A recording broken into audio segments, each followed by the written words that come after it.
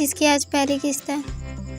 अस्सलाम वालेकुम sir. Police station में दाखिल होते ही 3 कांस्टेबल्स ने उसे एक साथ सल्यूट मारा, जबकि उनके बुलंदोबांग सलाम का जवाब उसने फ़कत सर को इस बात में जंबिश दे कर दिया। सब कुछ कैसा चल रहा है? अपने केबिन की तरफ बढ़ते हुए उसने पीछे आते अहमद से सवाल किया। सर, सब कुछ वैसा ही हो रहा है जैसा आप चाहते थे। अब बस इनमें से 2 साथी बच गए हैं। इंशाल्लाह इनके खिलाफ सबूत मिलने पर हम इन सब की गर्दनों में शिकंजा एक साथ कस सकते हैं। वो खबर देखकर खामोश हो गया। एक तिरछी नज़र से एसपी हदेद आलम की तरफ देखा। शायद वो इस खबर से खुश हुआ हो, मगर हमेशा की तरह वहाँ संजीदगी के सिवा कोई तासुर नहीं आया। ठीक है अहमद, कोई और इन्फॉर्मेशन मिली तो फ़ौरन से पहले मुझे आगाह कर देना, संजीदगी से कहकर वो टेबल पर रखी फाइल्स की तरफ मतवज्जा हुआ, जिसका मतलब साफ था कि अब अहमद उसके केबिन से जा सकता है। सो वो खामोशी से एक बार फिर सल्यूट करता केबिन से बाहर की तरफ मुड़ गया और इस टॉपिक पर हमेशा ही संजीदा हो जाया करता था, क्योंकि जिस केस पर वो इस वक्त काम कर रहा था वो कोई आम केस नहीं था, बल्कि इसकी ज़िंदगी का सबसे बड़ा मकसद था। इससे पहले कि सोचो का भंवर एक बार फिर आज से 4 साल पीछे का सफ़र तय करता, मोबाइल की रिंगटोन ने उसकी तवज्जो अपनी जानिब मबजूल करवाई। स्क्रीन पर नायला कॉलिंग देखकर वो एक सर सांस खारिज करता कॉल उठा के टेबल पर पेपरवेट घुमाने लगा। हेलो हद्दी, नायला की नाराज़गी भरी आवाज़ स्पीकर से उभरी। बोलो। अंदाज अभी भी संजीदगी लिए था। हद्दी, उसने हदीद आलम के नाम पर खुफगी से थोड़ा जोर दिया। हम बोल रहा हूँ। वो खूब समझ रहा था इसकी नाराज़गी को, मगर फिलवक्त इसका पूरा फोकस इस केस पर था। जानती हूँ हद्दी, तुम बात कर रहे हो, मगर क्या तुम्हें ज़रा सा भी ख्याल है कल रात तुमने डिनर करने का वादा किया था। मैं पागलों की तरह रेस्टोरेंट में बैठी तुम्हारा इंतज़ार कर रही थी। लोग मुड़ मुड़ कर मुझे देख रहे थे। आखिर ये अकेली लड़की 2 घंटों से यहाँ क्यों बैठी है? और इस पर रही सही कसर तुमने ना आकर निकाल दी। इस वक्त वो शायद कल रात का सारा गुस्सा निकालने के चक्कर में थी। सॉरी नायला, मैं कल रात से ही तुमसे सॉरी करना चाहता था, अगर तुम्हारा फ़ोन ही नहीं लग रहा था। वो अपने अमल पर सच में शर्मिंदा था। हाँ, क्योंकि मुझे इस वक्त तुम पर बहुत ज़्यादा गुस्सा आया हुआ था, तभी मैंने अपना मोबाइल ऑफ करके रख दिया था। वो एक बार फिर खुफकी से गोया हुई। अब बोलोगे कुछ? आखिर ऐसी कौन सी वजह हो गई जो तुम मुझे इतना इंतज़ार करवाने के बाद भी नहीं आए? दूसरी तरफ मुकम्मल खामोशी देख वो झंझला उठी। कल रात हीरा की तबीयत ख़राब हो गई थी, इसे डॉक्टर के पास लेकर गया था। व्हाट? हीरा की तबीयत कैसे ख़राब हो गई? इसे हैरत का झटका लगा। कुछ नहीं यार, ये आजकल की नैन्सी थोड़ी देर इनसे गाफिल हो गया और इसने हीरा को देखभाल में ऐसी लापरवाही बरती कि मेरा दिमाग ख़राब करके रख दिया। 4 साल की मासूम बच्ची का भी ख्याल नहीं है। ज़रूरत से ज़्यादा पे करता हूँ मैं उसे, मगर फिर भी इस कदर लापरवाही। कल रात से दिल में दबी भड़ास वो इस वक्त निकाल रहा था। बी कूल हद्दी, इन छोटे लोगों को जितना भी दे दो इनका पेट ही नहीं भरता। वो नहूसत से गोया हुई, मगर हदेद आलम एक पल के लिए खामोश हो गया। वो नायला की बातों से मुत्तफिक नहीं था। वो एक पुलिस ऑफिसर था, रोज़ तरह तरह के लोगों से उसकी मुलाकात होती थी।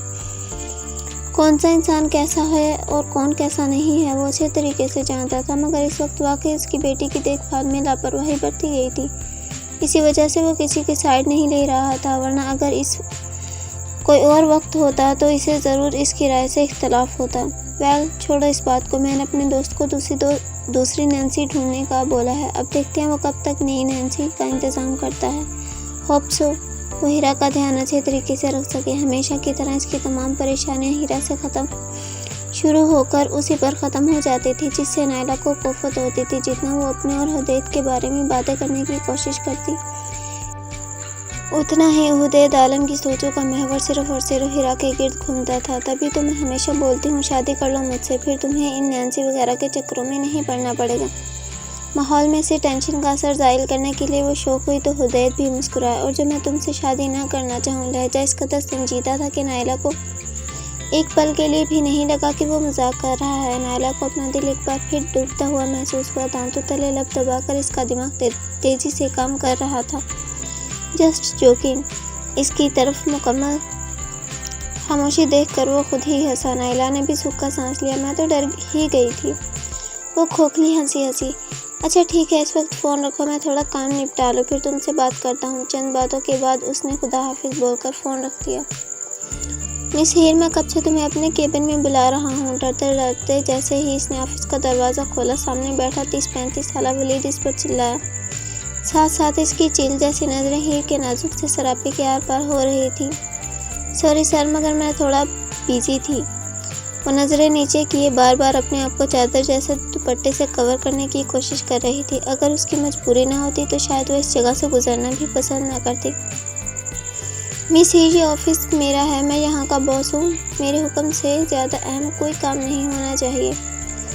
वो अपनी चेयर छोड़कर आहिस्ता आहिस्ता इसके करीब आया। एक नज़र दोबारा इस सर तपा इसका जायज़ा लिया। स्काई ब्लू कलर के सादा शलवार सूट में चादर जैसा दुपट्टा अपने इर्द गिर्द लपेटे शायद वो अपने घायल कर देने वाले नाजुक सरापे को छुपाने की कोशिशों में लगी थी।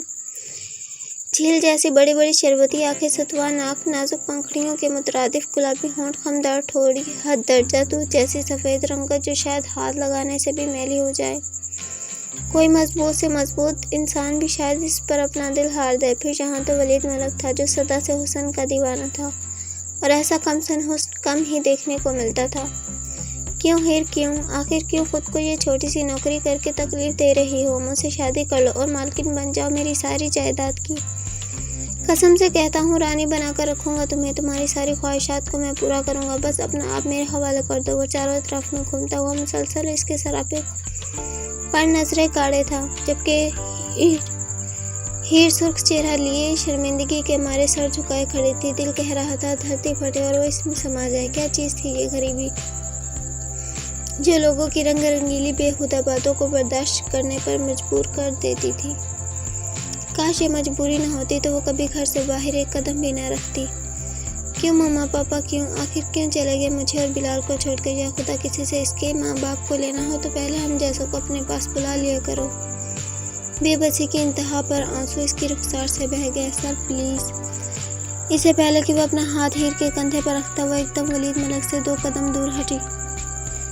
वलीद मलक जी भरकर बदमज़ा हुआ, चेहरे के आसाब पल में तन गए। इस महीने हमने जितने और जिस कंपनी के साथ कॉन्ट्रैक्ट साइन किए हैं, इन सब की फाइल 1 घंटे में तैयार करके मेरे टेबल पर पहुंचा दो। सख्त लहजे में कहते हुए दोबारा अपनी चेयर पर बैठ गया। वो भी खामोशी से सर झुकाए झुकाए एक बार फिर दोबारा अपनी सीट की तरफ बढ़ गए। मगर जैसे ही वलीद मलक के ऑफिस से बाहर निकली, हमेशा की तरह सारे स्टाफ मेंबर्स ने घूमकर इसके धुआं धुआं होते चेहरे की सिमत देखा। अगले ही पल इन सब में चहमगोइयाँ शुरू हो गई, जिन्हें बर्दाश्त करना अब उसके रोज़ का मामूल बन गया था। मगर ये सारी बातें इसके ना रूह को छलनी कर रही थी। वो किस तरह अपनी इज्जतुल नफ्स को एक तरफ रख कर यहाँ जॉब कर रही थी, ये बस वो ही जानती थी। ये लो, नोटों से भरा बैग उस आदमी ने अपने सामने बैठी लड़की की सिमत सरकाया। अंधेरे कमरे में एक टेबल के सामने वो दोनों नफूस मौजूद थे। इतने सारे नोट देखकर उसकी आंखों की चमक तीव्र हो गई। ये एडवांस है, काम पूरा होने पर इसका डबल मिलेगा। सामने वाला आदमी भी कोई घाक किस्म की नज़रों का हामिल था। पल भर में उसकी आंखों में पैसों की हवस को भांप गया था। तभी से नोटों की चमक दिखाई। कर दूंगी इतने सारे पैसों के लिए, अगर मुझे किसी की जान भी लेना पड़े तो मैं इससे भी पीछे नहीं हटूं। पैसों पर नदीदों की तरह हाथ फेर फेर कर वो इनको महसूस कर रही थी। वो फाइल तुम्हें किसी भी तरह हुदैद आलम से निकाल कर मेरे पास लाना होगी। बस इसी फाइल के लिए तुम्हें इतनी बड़ी रकम दी जा रही है। पैसों के साथ साथ उस आदमी ने उसका काम भी याद दिलाया। हो जाएगा, तुम्हारा हर काम मैं जल्द से जल्द करने की कोशिश करूँगी। पैसों का बैग बंद करके वो पूरी तरह उस आदमी की तरफ मुतवज्जह थी। भरोसा जीतो उस हुदैद आलम का, इसके घर में घुस जाओ, वहीं मिलेगी तुम्हें ये फाइल। वो उसे समझा रहा था और वो पूरी तवज्जो से उसकी बातें सुन रही थी। मुझे मेरा काम इसी महीने करवाना है। अंधेरे कमरे में एक बार फिर उस आदमी की आवाज़ गूंजी। हो जाएगा। पैसों का बैग उठाकर वो अपनी हाई हील पर खड़ी हुई नाजुक उंगलियों के दरमियान फंसा सिगरेट गुलाबी लबों से लगाया और धुएं का मरगोला फिजा में छोड़ वो बाहर की सिमत बढ़ गई। पापा आ गए। हुदैद आलम के घर दाखिल होते ही 4 साला हीरा भागती हुई आकर उसकी टांगों से चिमट गई।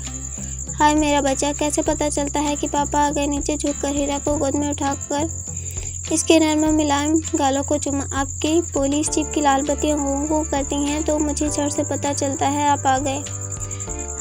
तो समझदार होती जा रही है मेरी क्यूट प्रिंसेस। हुदैद आलम ने एक बार फिर इसके गाल चूमे। अब कैसा फील कर रही है मेरी गुड़िया? इसके माथे पर हाथ रखकर हुदैद आलम ने इसके जिस्म में कोई हरारत महसूस करना चाहिए। मगर नॉर्मल टेम्परेचर महसूस कर वो पुरसुकून हुआ। मैं बिल्कुल फ़ाइन हूँ पापा। वो छोटी छोटी बाहों को इसके गले में डालकर जाएगी। वेरी गुड मेरा ब्रेव बच्चा, ऐसे ही बहादुरी से हर बीमारी से लड़ा जाता है बस पापा। और तभी मैंने एक दिन में बुखार ही भगा दिया। छोटे छोटे हाथों से तालियां बजाकर अपनी खुशी का इजहार करने लगी। इसे अपने सीने से लगाकर उसने एक नज़र एक तरफ खड़ी नैन्सी की तरफ देखा। इनके खुद के भी 2 बच्चे थे, शायद तभी वो हीरा की देखभाल में लापरवाही बरत देती थी, मगर वो अब किसी और को ढूंढ रहा था जो पूरी तरह से हीरा की देखभाल कर सके। एक पल के लिए तो उसे नायरा की बातें दुरुस्त लगने लगी। अगर वो इससे शादी कर लेता है तो हीरा को एक माँ मिल जाएगी जो पूरी तरह इसकी देखभाल कर सकेगी। मगर इस सब में प्रॉब्लम सिर्फ इस केस की थी। वो इस वक्त सारा फोकस इस केस पर रखना चाहता था। अगर इस वक्त वो कोई शादी झमेला पालता है तो कोई शक नहीं कि उसके दुश्मनों को उसकी कमज़ोरियों पर वार करने का मौका मिल जाएगा और हो सकता है इसके 3 साल की मेहनत पर भी पानी फिर जाए। ठंडी सांस लेकर हीरा को अपने सीने से लगाए उसने अपने कमरे की जानिब कदम बढ़ाए। मुसलसल वाइब्रेट करता मोबाइल इस छोटे से खाली घर में इतनी रात को एक अजीब खौफनाक समा बांध रहा था। गहरी नींद में अजीबोगरीब आवाज़ें सुनकर वो बुरी तरह चौंकी। तकिए के नीचे रखा छोटा सा मोबाइल निकाल कर मंदी मंदी आंखों से स्क्रीन पर देखा। वलीद सर कॉलिंग देखकर इसके हाथ कँपाए। भला इतनी रात को वो इसे क्यों फ़ोन कर रहा है? हाथ की पोस्ट से पसीना साफ करके खुद में थोड़ी हिम्मत पैदा की। कॉल उठाकर मोबाइल कानों से लगा सूखे लबों पर जुबान फेर कर तर्की। Yes sir. खौफ से इधर उधर देखते हुए वो सरगोशियाना अंदाज में गोया हुई मुबादा कहीं अगर इतनी रात को दीवारों ने भी उसकी आवाज़ सुन ली तो शायद वो दीवारें भी इस पर उंगलियां उठाने लग जाएं। कैसी हो मिसिर? वलीद मलक की नशे में डूबी आवाज़ उभरी। मैं ठीक हूँ सर, कोई काम था? वो एक बार फिर हकलाई। कैसे सो जाती हो तुम इतने आराम से, जबकि तुम्हारा हुस्न मुझे रातों को भी सोने नहीं देता। वो एक बार फिर खुमार और आलूद लहजे में गोया हुआ। आप ऐसा क्यों बोल रहे हैं सर? मैं आपके बारे में ऐसा नहीं सोचती। आप मेरे बॉस हैं। वो बेबसी से गोया हुई तो वलीद मलक ने जितनी भी थी सारी उड़न छू होती महसूस हुई। हलक में कड़वाहट खुलती हुई महसूस हुई। आखिर क्यों इस लड़की को पाना इसके लिए इतना मुश्किल होता जा रहा है? वो उसके जज्बात समझती नहीं थी या फिर समझना नहीं चाहती थी? वो वलीद मलक था। लड़कियां मरती थी उस पर और इसके पैसों पर। कितनी ही लड़कियों को वो अपने पैसों के दम पर अपने बेडरूम तक लाया था, मगर हीर वो पहली लड़की थी जिसके साथ वो अपनी ज़िंदगी गुजारना चाहता था। इसे अपनी बीवी बनाना चाहता था। कई बार बातों ही बातों में इसे ये बात जता भी चुका था, मगर न जाने वो किस मिट्टी से बनी थी जो वलीद मलक की कोई बात उसकी समझ में नहीं आ रही थी। मगर अब उसने सोच लिया था अगर उसे वलीद मलक की कोई बात समझ में नहीं आ रही तो अब वलीद मलक अपने तरीके से उसे अपने जज्बातों से आगाह करेगा, फिर इसके लिए चाहे उसे कुछ भी करना पड़े। मगर हीर को हासिल करना अब उसकी जिद बन गई थी और अपनी जिद की खातिर वो कुछ भी कर सकता था, किसी भी हद तक जा सकता था। कुछ पर खामोशी इख्तियार कर उसने अपने दिमाग में प्लान बनाया जिसे अंजाम वो कल ही की तारीख में देना चाहता था। मिसिर, कल शाम 4 बजे हमें एक बहुत ज़रूरी मीटिंग के लिए जाना है और आपको मेरे साथ जाना है। 4 बजे, मगर 5 बजे तो तमाम स्टाफ की छुट्टी हो जाती है। इसका नन्हा सा दिल किसी अनहोनी के लिए इसे खबरदार कर रहा था। बस मिसिर, मैं अच्छे तरीके से जानता हूँ 5 बजे तुम्हारे तमाम स्टाफ की छुट्टी हो जाती है, तभी मैंने आपको 4 बजे का वक्त दिया है। मीटिंग बहुत ज़रूरी है, इसी वजह से आपका मेरे साथ होना भी बहुत ज़रूरी है और मुझे सिर्फ अपने बिज़नेस में प्रॉफिट चाहिए। फिर वो प्रॉफिट देर तक काम करने से मिले या फिर सवेर तक, आई डोंट केयर। अगर आपको घर जाने में 1 आध घंटा देर हो भी गई तो कौन सी क़यामत आ जाएगी आपके उस अलग से लगाए गए वक्त के। मैं आपको अलहदा से पैसे दूंगा। वो रोबदार आवाज़ में गोया हुआ तो सदा की डरपोक हीर खामोश हो गई। वैसे भी वो किसी भी मामले में बहस नहीं करती थी और सर उसके एक्स्ट्रा लगाए गए वक्त के अलग से भी तो पैसे दे रहा था। इस बात की उसे खुशी हुई क्योंकि उसे बहुत ज़्यादा पैसों की ज़रूरत थी, मगर वो अनजान थी कल उसकी ज़िंदगी पूरी तरह तब्दील हो जाएगी। क्या हुआ वलीद, आजकल बहुत परेशान लग रहे हो? क्या कोई चिड़िया मिल गई है? फरहान ने इसके करीब आकर हराम महलूल का गिलास इसकी तरफ बढ़ाया जिसे वो एक ही घूंट में कटा गया। तुम्हें इससे मतलब नहीं होना चाहिए। जिस काम के लिए यहाँ आई हो वो पूरा करो। वलीद ने उसे बेड पर बेदरी से धकेला। वलीद, क्या कर रहे हो? कितना वक्त हो गया हम एक साथ हैं। तुम्हारा ये जुनूनी अंदाज आज भी कायम है क्या? मैं इतनी खूबसूरत हूँ? उठकर इसके करीब आई और वलीद की शर्ट के सारे बटन खोल डाले।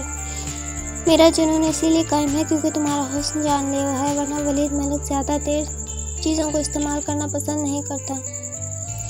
इसकी नाइटी को खींचकर उतारते ही वो उसके वजूद को नोचने लगा। शराब का नशा एक बार फिर सर चढ़कर बोलने लगा। हालांकि इस वक्त वो फराह के वजूद के साथ खेलने में मसरूफ़ था, मगर यहाँ भी सही ही नज़र आ रही थी जैसे वो इस वक्त इसके साथ हो। मगर जब इस बात का एहसास हुआ कि इस वक्त इसके साथ ही नहीं बल्कि फराह है, तो वो जी भर कर बदमज़ा हुआ। बस